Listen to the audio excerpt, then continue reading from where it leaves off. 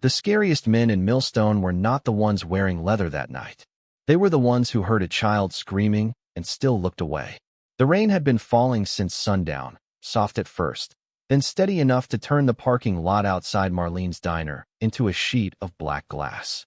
9 Harley-Davidsons sat in a perfect row beneath the buzzing yellow lights, their chrome wet with rain, their engines ticking softly as they cooled. Inside, the last few customers kept their eyes low over coffee cups and half-finished plates, pretending not to stare at the men in leather by the front windows. Jack Ruger Donovan sat with his back to the wall, as he always did, broad shoulders hunched over a mug of black coffee gone cold. At 47, Jack carried the kind of silence that made people leave empty chairs around him. His beard was streaked with gray, his hands were scarred from years of fixing engines and pulling people out of wrecked cars back when he had volunteered with the county fire department, and the patch on his vest made strangers decide who he was before he ever opened his mouth. Across from him, Ray Preacher Collins was quietly tearing a packet of sugar into his tea, while Tommy Brooks, the youngest of the crew, tapped one boot under the table like a man who had too much energy and nowhere safe to put it. They had ridden 60 miles that afternoon for a children's hospital fundraiser, handed over a coffee can full of cash, smiled awkwardly for 2 photos, then rolled into Millstone looking only for burgers, coffee, and 10 minutes out of the rain. But small towns have long memories and short patience for outsiders. The waitress refilled their cups without making eye contact. A man at the counter muttered something about trouble on wheels. Jack heard it and let it pass. He had learned long ago that not every insult needed an answer. Then the back door of the diner flew open so hard the little bell above it cracked against the frame. Every head turned. A white little girl, no more than 8 years old, stumbled inside barefoot, soaked to the skin, her pale hair stuck to her cheeks, her pink pajama pants dark with rain at the knees. She ran 3 steps, slipped on the wet tile, caught herself on the edge of a booth, and looked around the room with the wild, searching eyes of a child who had already asked the world for help and been disappointed. For one frozen second, nobody moved. The jukebox hummed softly. Rain tapped the windows. The girl's chest rose and fell in tiny, broken pulls. Then she saw Jack. Maybe it was because he was the biggest man in the room. Maybe it was because he was already standing. Or maybe children, in their terror, can sometimes see past every costume adults are taught to fear. She ran straight to him and grabbed the front of his leather vest with both trembling hands. Her voice came out cracked, high, and desperate. "They're beating my mama." The words hit the diner harder than thunder. A fork clattered onto a plate. Someone whispered, "Oh Lord." Jack lowered himself slowly until he was eye level with her, careful not to crowd her, careful not to let the size of him become one more frightening thing in her night. "What's your name, sweetheart?" he asked, his voice rough but quiet. The girl swallowed, rainwater dripping from her chin. "Maggie," she said. "Maggie Whitaker." Jack slipped off his leather jacket and wrapped it around her small shoulders without touching her more than he had to. The jacket nearly swallowed her whole. "Okay, Maggie. I'm Jack. You did right coming here." Behind him, Tommy was already on his feet, face tight with anger, but Ray caught his sleeve before he could move. Jack saw the same thing Ray saw, a scared child, a room full of witnesses, and a danger they did not yet understand. Maggie pointed toward the alley behind the diner, toward the old laundry building and the narrow rental house tucked behind it. "He broke her phone," she said, words tumbling over one another. "He locked the door. Mama told me to run if it got bad. Please, mister, please don't let him take her away." At the counter, a heavy-set man in a brown work coat shifted uncomfortably and stared into his coffee. "Could just be a family argument," he muttered, not quite loud enough to own the words. Jack turned his head, and the man stopped breathing through his mouth. Jack did not raise his voice. He did not threaten him. He only looked at him long enough for the silence to become an accusation. Then he looked back at Maggie, whose fingers were still curled in his vest like it was the last solid thing left in the world. "Tonight," Jack said, "we're going to listen." Ray, Preacher, Collins moved first, not fast enough to frighten Maggie, but steady enough to make the whole diner understand that the night had changed. He pulled a clean towel from the service counter and wrapped it over Jack's jacket around her shoulders, then guided her toward the booth farthest from the windows. "You are safe right here, sweetheart," he said, lowering his voice until it sounded like a porch light in the dark. Nobody is going to rush you. Nobody is going to make you say more than you can. Maggie climbed onto the vinyl seat with her knees pulled tight to her chest, still staring at the alley door as if something might come through it. Jack looked at Tommy and lifted 2 fingers. Tommy understood. His anger stayed in his jaw, but his hand went to his phone. "I am calling 911, he said clearly, loud enough for everyone to hear. Then put the call on speaker and gave the dispatcher the diner name, the street, and the house behind the laundry. The waitress, a thin woman with tired eyes named Carol, stood frozen by the coffee machine. Jack turned to her. "Keep the lights on outside. Do not lock that back door. And if anyone here heard anything tonight, they need to stay." Carol opened her mouth, then closed it. The man in the brown work coat shifted again. "I do not want trouble with Darren," he said. That name made Maggie flinch so hard Ray noticed. Jack noticed too. He did not step toward the man. He did not need to. "Trouble is already here," Jack said. "The question is whether grown people are going to keep pretending it is not." The room went quiet in a different way then. Not the old silence of avoidance, but the uneasy silence of people being asked to look at themselves. Maggie's small fingers tightened around the towel. Ray knelt beside the booth, keeping his hands visible. "Maggie, does your mama need an ambulance?" Her lips trembled. "She said she was okay, but she was not okay. She told me to run to where there were lights." Ray nodded slowly, as if every word mattered, because it did. "You did exactly what she asked. That was very brave." Maggie shook her head. "I left her." Jack's expression changed. Not much, just enough for the years behind his eyes to show. He had heard that kind of guilt before, from soldiers, from parents, from people who survived the moment and blamed themselves for breathing afterward. "No," he said gently. "You went for help. That is different." The dispatcher's voice came through Tommy's phone, calm and professional, asking whether there were weapons in the house. Maggie looked down at the table. Rainwater dripped from her hair onto the scratched surface. "There is a shotgun in the closet," she whispered. Tommy's face went pale with the effort of holding still. Jack looked to Ray, then toward the back door, measuring the distance from the diner to the little rental house hidden behind the laundry building.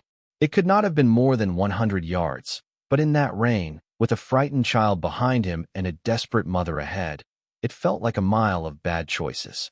"Nobody runs in blind," Jack said, his voice low enough for his crew, but firm enough to settle them. "We are not here to look tough. We are here to keep them alive." He pointed to Ray. "Stay with Maggie. Keep her warm. Keep her talking only if she wants to talk."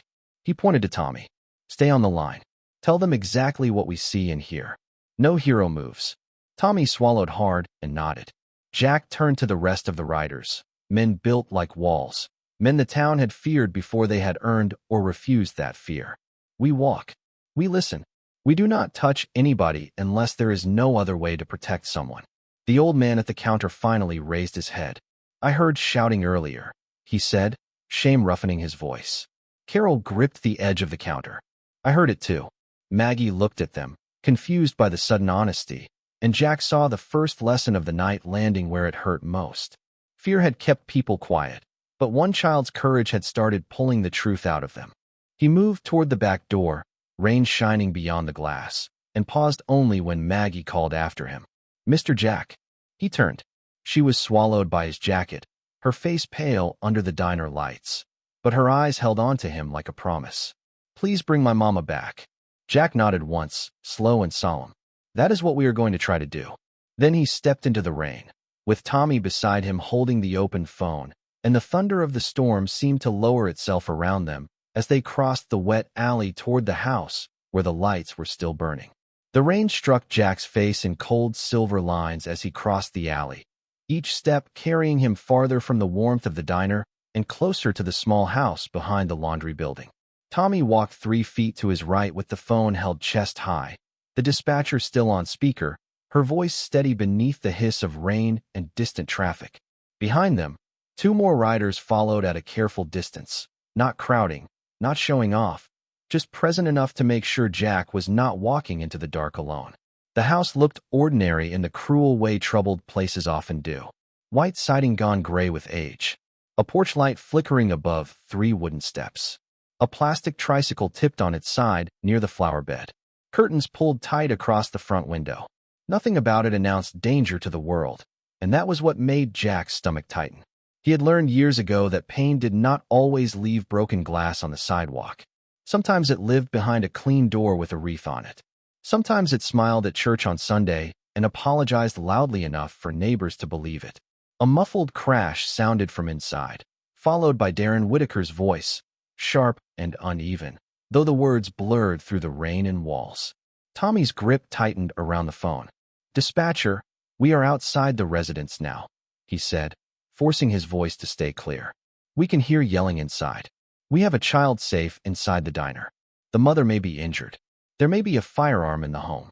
Jack glanced at him and gave a small nod. That was good. Facts, not fury. The kind of words that helped instead of making a bad night worse. But fury was still there, hot under Jack's ribs, looking for a place to go. It pulled at him with an old familiar hand, the same hand that had guided too many younger men into doing the wrong thing for reasons that felt righteous at the time. He looked down at his own hands, broad and scarred, rain running through the lines of his knuckles. Once, people had praised him for being the man who could end a problem with those hands. Later, after enough years and enough regret, he had learned that ending a problem was not the same as healing it. A memory rose without permission. A different street, a different woman, a different child watching from a porch with a backpack still on her shoulders. Jack had been younger then, all temper and pride, convinced that staying out of family business was wisdom. He had told himself someone else would call. Someone else would step in. Someone else would do the right thing. By morning, the whole town knew what silence had cost. Since then, he had never trusted the phrase "none of my business." He reached the bottom step and stopped. The porch boards sagged under the rain. From inside came Claire's voice, faint but real, not loud enough to be understood, but strained enough to erase any last doubt. Jack raised one hand, palm open, and knocked hard enough to be heard without making the door shake. "Darren Whitaker," he called, his voice level. "My name is Jack Donovan. Your daughter is safe. Emergency services are on the way. Open the door so we can make sure Claire is all right." The yelling inside stopped so suddenly the quiet felt worse. For 3 heartbeats, there was only rain, the dispatcher asking Tommy what was happening, and the buzz of the porch light above Jack's head. Then floorboards creaked. A shadow crossed behind the curtain. Tommy took half a step forward, but Jack held out one arm without looking back. "Stay where you are," he said softly. "Let him see calm." The door opened no more than 6 inches. Darren stood in the gap, a white man in a wrinkled work shirt, hair damp with sweat, eyes moving too quickly from Jack to Tommy to the riders behind them. He tried to smile, but it landed wrong on his face. "You boys lost." Jack did not look past him yet, though every instinct in him wanted to. "We are here because your little girl ran for help." Darren's smile twitched. "Kids get dramatic. Claire and I were talking. That is all." From somewhere behind him, a small sound came, a breath shaped almost like a plea. Jack saw Darren's shoulders stiffen as if he had heard it too. Jack kept his voice low. "Then let her come to the door and tell us she is okay." Darren's eyes hardened, and for the first time that night, Jack saw the truth standing in the narrow space between them. Not in a bruise, not in a threat, not in anything that needed to be described. It was in the way Darren stood between help and the person who needed it, as if the doorway belonged to him, and so did everyone behind it. Jack planted his boots on the wet porch and did not move. "A child asked adults for help tonight," he said. "We are not walking away until the right people answer." Darren's hand stayed on the edge of the door, his knuckles pale against the chipped white paint, while Jack stood on the porch with rain running from his beard onto his vest. For a moment, neither man moved. The whole night seemed to balance on that 6-inch gap, on the thin line between a frightened family inside and the witnesses gathering outside. Tommy kept the phone steady, repeating the address for the dispatcher as red and blue lights had not yet appeared at the end of the street. Jack could feel the younger rider beside him vibrating with restraint, and that worried him more than Darren's stare. Anger was useful only when it knew how to sit down and wait. Darren leaned closer to the opening and lowered his voice. "You need to get off my porch." Jack did not match his tone. "I will step back when Claire steps out, or when law enforcement gets here." Darren gave a short laugh, dry and empty. "You think that vest makes you a hero?" Jack's eyes did not change. "No. Listening to a scared child made me a neighbor." That answer seemed to bother Darren more than a threat would have. He looked past Jack toward the alley, where the diner's back door glowed in the rain. Shapes had gathered there now. Carol the waitress, the man in the brown coat, two other customers who had suddenly remembered they had seen and heard more than they wanted to admit. Their faces were pale under the outside light, but they were watching.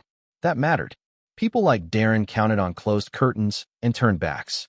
They did not like an audience, especially one that was beginning to find its spine. From inside the house, Claire's voice came again, quiet and unsteady. "Please, Darren. Let me see Maggie." The name changed the air. Jack saw it in Darren's face. The quick flash of irritation that proved Maggie's escape had broken something he believed he controlled. Darren shifted his weight as if to close the door, but Jack lifted one hand, palm open, not touching him, not forcing the door, only holding the moment in place. "Claire," Jack called, keeping his voice calm enough for her to trust it. "Your daughter is safe inside the diner with Ray. She is warm. She is not alone." There was a small sound from within the house, not quite a sob, not quite relief, but something painfully human. Darren's jaw tightened. "Do not talk to her." Jack kept his focus on the gap, careful, steady, controlled. "She has the right to know her child is safe." Behind him, Tommy spoke into the phone. "Dispatcher, we have made verbal contact with the mother. She is asking about the child. The male is blocking the doorway. We are not entering the residence." Jack heard the dispatcher acknowledge him, and for the first time since leaving the diner, he felt the night tilt a fraction toward order. Facts were being recorded. Voices were being heard. The story was no longer trapped inside one house. At the diner, Ray sat beside Maggie in the booth, one big hand resting on the table, never on the child, giving her space to breathe. She stared toward the back door, wrapped in Jack's jacket and the towel, while Carol set down a cup of hot chocolate she had made too sweet on purpose. Maggie did not drink it. Her hands were busy with something hidden inside the jacket. Ray noticed the shape of a small phone. Its screen cracked like ice. "Is that yours, honey?" he asked softly. Maggie looked at him with the haunted seriousness of a child forced to learn adult fear too early. "Mama gave it to me after the last time," she whispered. "She said if I ever got scared, I should press the red button and run to lights." Ray's throat tightened, but his voice stayed gentle. "Did you press it tonight?" Maggie nodded. "Before I ran." Across the room, the man in the brown coat lowered his head as if the floor had become too heavy to look away from. Ray slowly stood, keeping his movements calm. "Tommy," he called toward the open doorway, loud enough to carry into the rain, but not enough to startle Maggie. "The child may have a recording." On the porch, Darren heard those words. Jack saw the color drain from his face, saw the false confidence slip for one clean second. That was the turn. Not fists, not shouting, not the old language of power. Just a little girl, a broken phone, and the truth finally finding its way into the light. Darren's eyes moved from Jack to the diner and back again, quick and calculating, as if he were trying to find the weakest board in a fence that had suddenly risen around him. The rain kept falling between the porch and the alley, silver under the lights, but the world felt sharper now. Somewhere behind Jack, Ray was carrying Maggie's cracked phone toward Tommy, wrapped in a napkin like it was something fragile and important, because it was. Not a weapon. Not revenge. Proof. Darren must have understood that, because the doorway opened wider for the first time, not in welcome, but in panic dressed up as authority. "That is my property," he snapped. That kid had no right. Jack did not step forward. He did not step back. Maggie had every right to ask for help. The words were simple, and because they were simple, they landed hard. Tommy took the phone from Ray, still keeping the dispatcher on the line with his other hand. "We have a possible recording from the child's phone," he said clearly. "We are preserving it for law enforcement." Darren's face tightened. "You people are trying to set me up." Jack looked at the small house behind him, the drawn curtains, the porch light buzzing above the wet steps, the tricycle lying in the flower bed. "No," he said. "You set the room." A little girl opened the door. For a second, the old Jack inside him wanted to say more. Something sharp, something that would make Darren shrink. But that was the trap. Men like Darren understood anger because they lived inside it. They knew how to twist it, how to point at it later and say everyone else was the danger. So Jack swallowed the words that would have felt good and chose the ones that might keep Claire safe. "Claire," he called, voice steady. If you can hear me, help is on the way. You do not have to come out until it is safe. You do not have to explain anything to him. Just stay where you are if you need to." From inside came the soft scrape of movement. Then Claire's voice, weak but clearer. "Is Maggie really okay?" Jack turned slightly toward the diner without taking his eyes off Darren. "Ray." Across the alley, Ray lifted his voice, gentle but strong. "She is okay, Claire. She is sitting inside with hot chocolate. She is wrapped up warm. She is asking for you." There was a silence inside the house that felt like a woman finally allowing herself to breathe. Darren did not like that silence. His control had been built on making every room smaller, every choice narrower, every person afraid to reach past him. Now voices were crossing the rain without his permission. The dispatcher was listening. The diner was watching. His daughter's courage was sitting in Tommy's hand with a cracked screen and a red recording light. He tried to push the door farther open, but Jack raised his palm again, calm and firm, a stop sign made of flesh and discipline. "Do not come toward the child," Jack said. "Do not come toward the witnesses.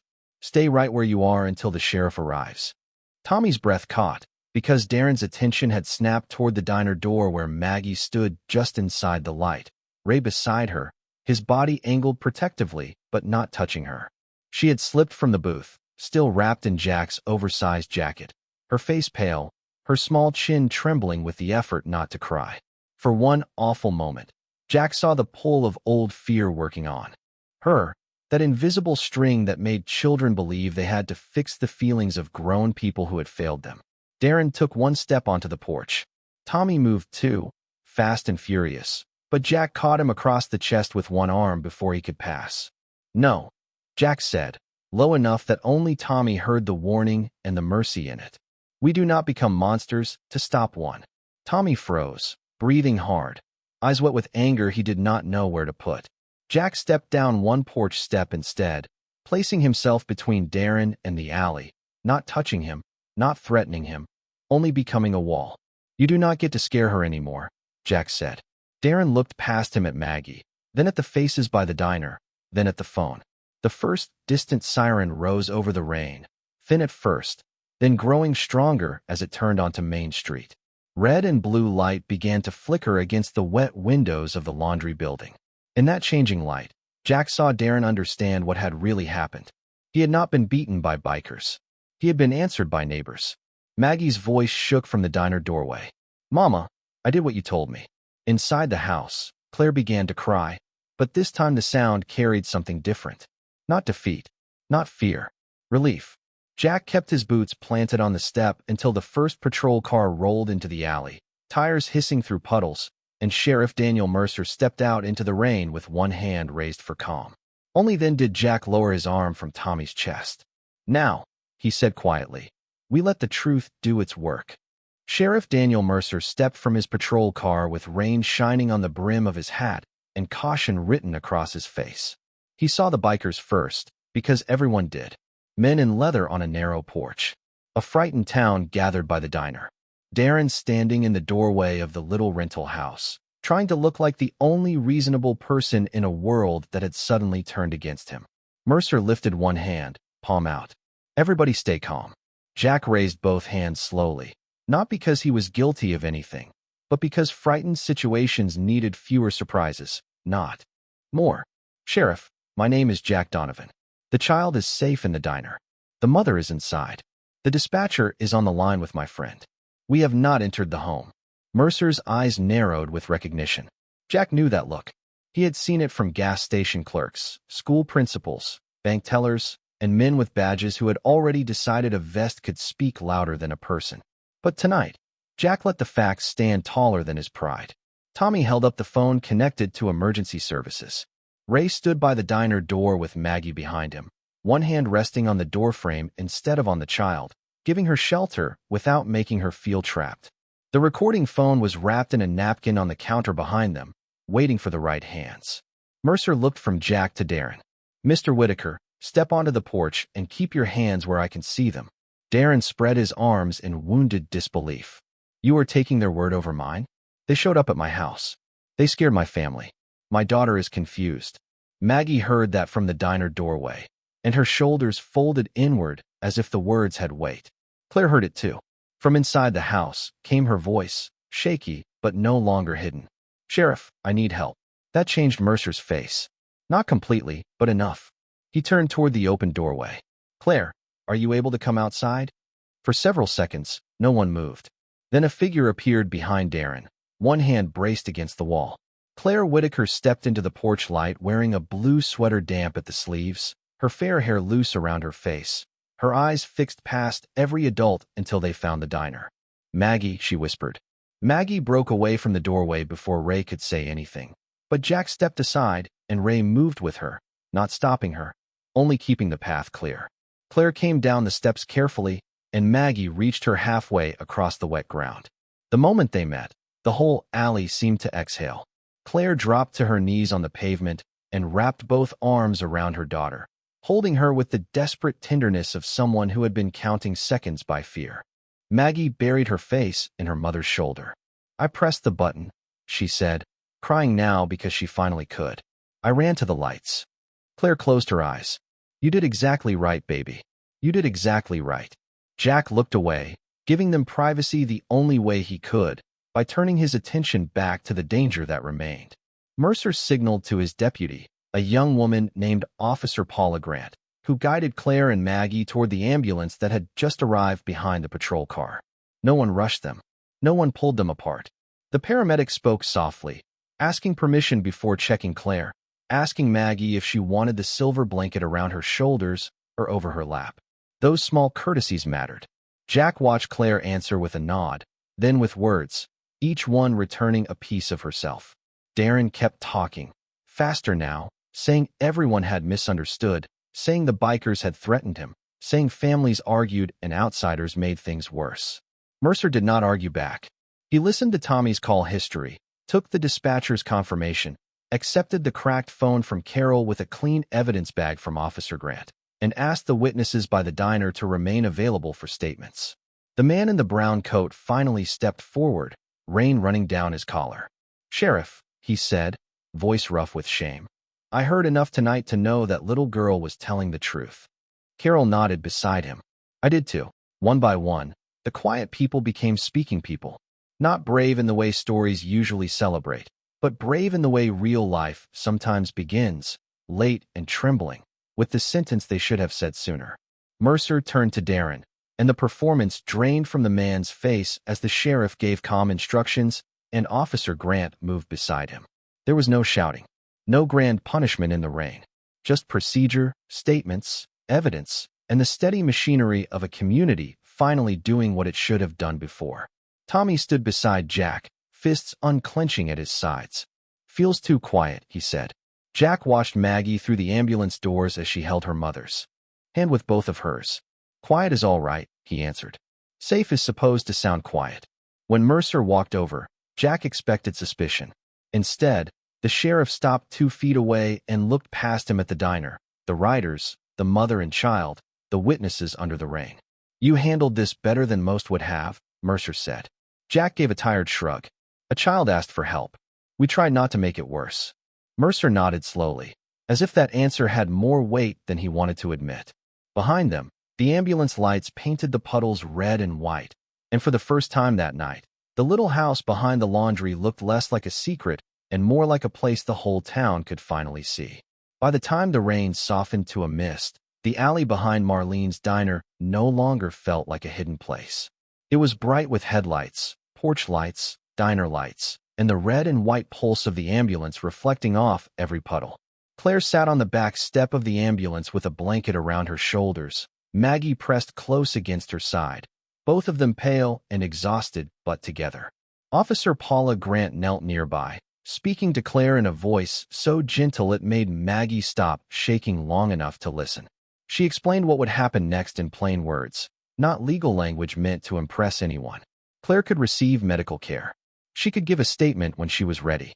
She could ask for information about a protective order. She could choose someone safe to call.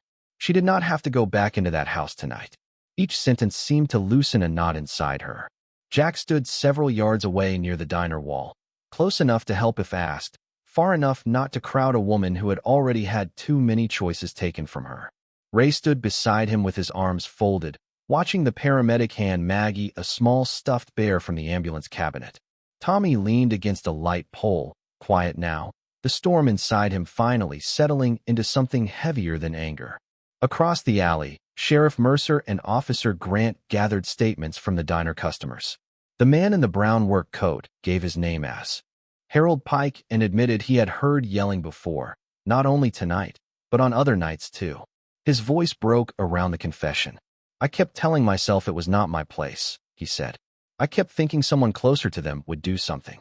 Carol the waitress wiped her hands on her apron even though they were already dry. Darren used to come in after closing, she said. He would ask who Claire talked to. I thought if I stayed polite, he would leave everybody alone. An elderly neighbor from the house across the narrow lot, Mrs. Nora Bell, came out in a raincoat buttoned wrong, her gray hair tucked under a scarf. She carried guilt like a heavy purse. I heard that child cry last month, she whispered. I prayed for them, but I did not call. No one mocked her. No one needed to. The truth already hurt enough. Jack listened, his face unreadable, until Harold looked at him with wet eyes and said, You must think we are cowards.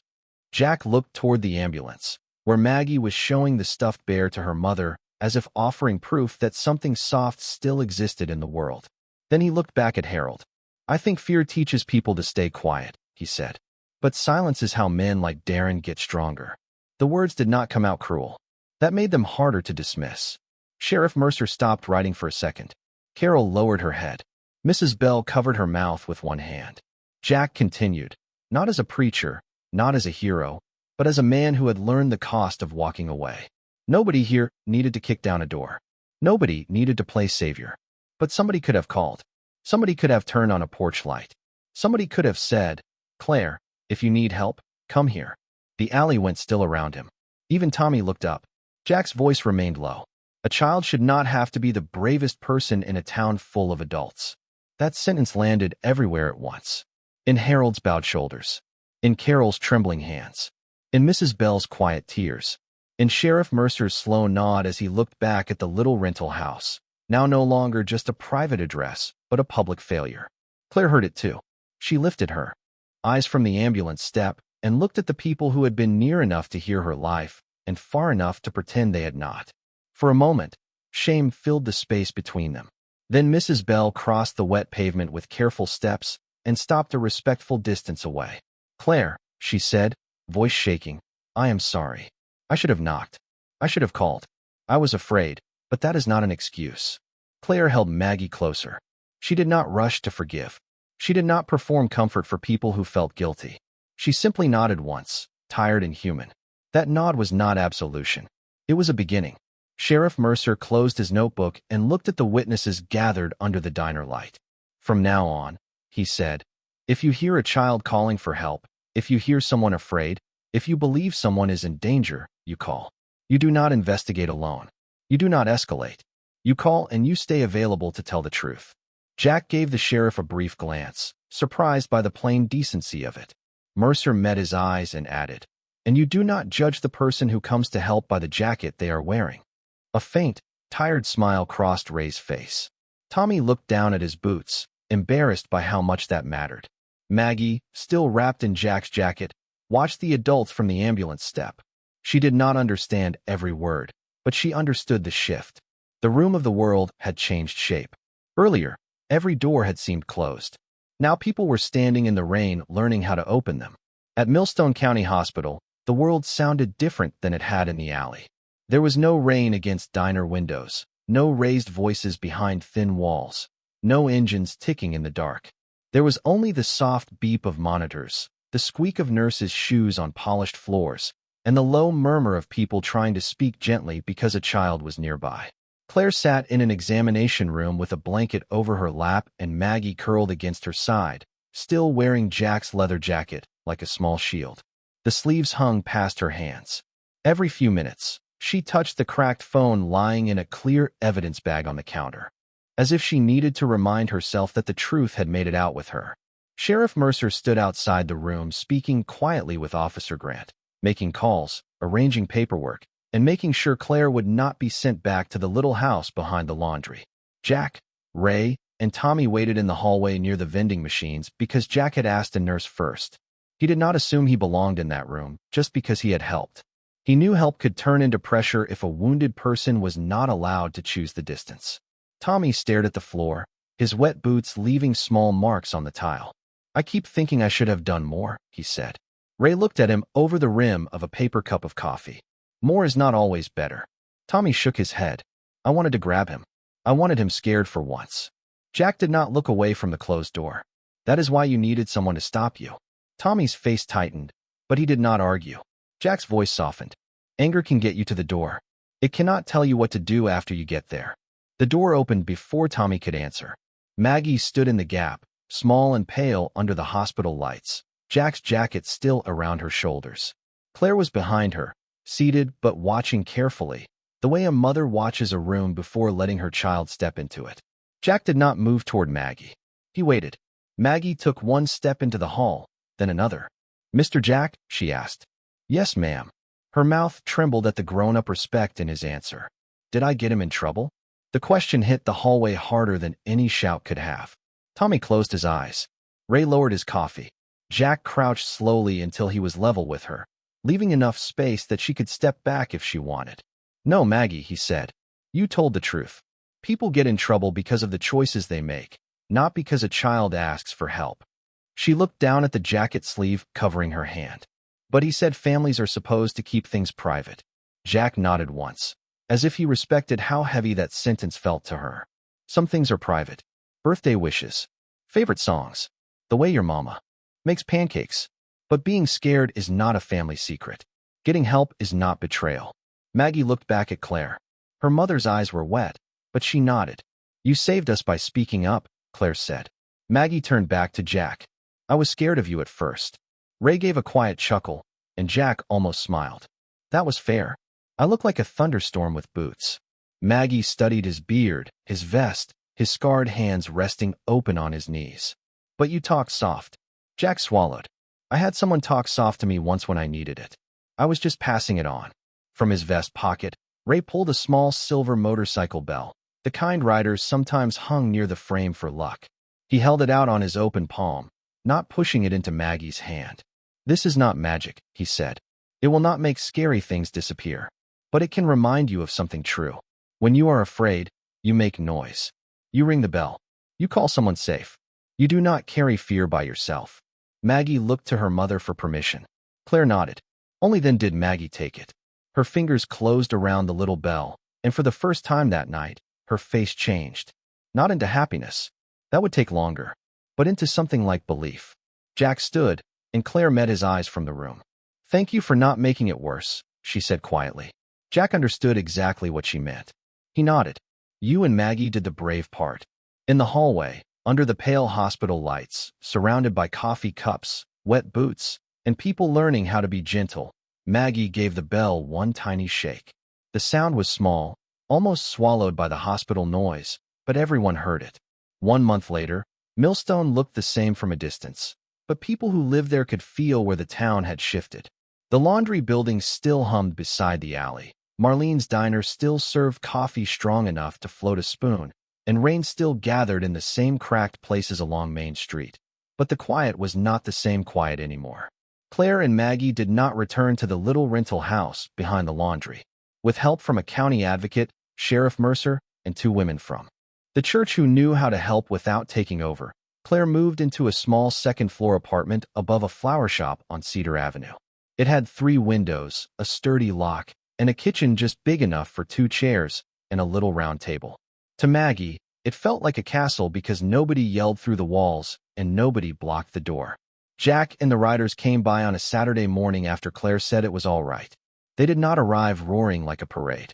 They came quietly, in 2 pickup trucks and 3 bikes, carrying a toolbox, a porch light, a smoke detector, and a used sedan that Tommy had spent 2 weekends repairing at Jack's garage. Claire stood on the sidewalk with one hand over her mouth when Jack handed her the keys. "It is not fancy," he said, "but it starts every time, has new brakes, and will get you to work and Maggie to school." Claire tried to say she could not accept it, but Ray shook his head gently. "You are not accepting charity," he told her. "You are accepting a road." Maggie walked around the car twice, then hung Ray's little silver bell from the rearview mirror with her mother's permission. It gave one soft ring when the door closed, and Maggie smiled like the sound belonged to her now. At the diner, Carol taped a small card beneath the edge of the counter where only someone standing close could read it. If you are unsafe, ask for Maggie's table. She trained every waitress on what it meant. No questions in front of strangers. No gossip. No dramatic scene. Just a quiet call, a safe seat near the kitchen, and someone willing to stay until help arrived. Harold Pike, the man in the brown coat, paid for the first month of coffee for anyone who came in needing warmth while waiting for an officer, a sister, a pastor, or a friend. Mrs. Norabel started leaving her porch light on every evening, not because light solved everything, but because darkness had helped too many people pretend. Sheriff Mercer organized a community night at the old fire hall. He invited a domestic safety counselor from the county, Officer Grant, local teachers, church volunteers, diner workers, and, to everyone's surprise, Jack's Riding Club. The first row had men in leather sitting beside grandmothers with casseroles, and nobody knew what to do with that at first. Then the counselor spoke plainly about warning signs, safe planning, emergency calls, and the difference between helping and escalating. She told them that courage was not always a dramatic rescue. Sometimes courage was writing down what you heard, opening your door, believing a child, calling 911, and staying to tell the truth. Jack sat with his hands folded, listening harder than anyone expected. When Mercer asked if he wanted to say something, Jack stood slowly. He did not give a speech about bikers or heroes. He looked at the town that had once looked away and said, "The strongest person that night was 8 years old. The rest of us are just trying to become the kind of adults she deserved in the first place." No one clapped right away. The words needed room. Then Claire stood at the back of the hall with Maggie beside her, and the room rose with them, not for applause, but out of respect. Weeks later, Maggie brought a drawing to Jack's garage. It showed her mother, herself, and a row of bikers standing in the rain under yellow diner lights. Above them, in careful purple crayon, she had written, "People who listen." Jack taped it to the office wall, right beside old inspection stickers and oil change notes. Every time a customer asked about it, he told the same simple truth. A little girl ran through the rain because she believed someone, somewhere, would care enough to hear her. And in the end, what changed Millstone was not the sound of engines, not the size of the men, and not the fear people had carried for years. It was the moment one child broke the silence, and a town finally decided not to let her stand alone.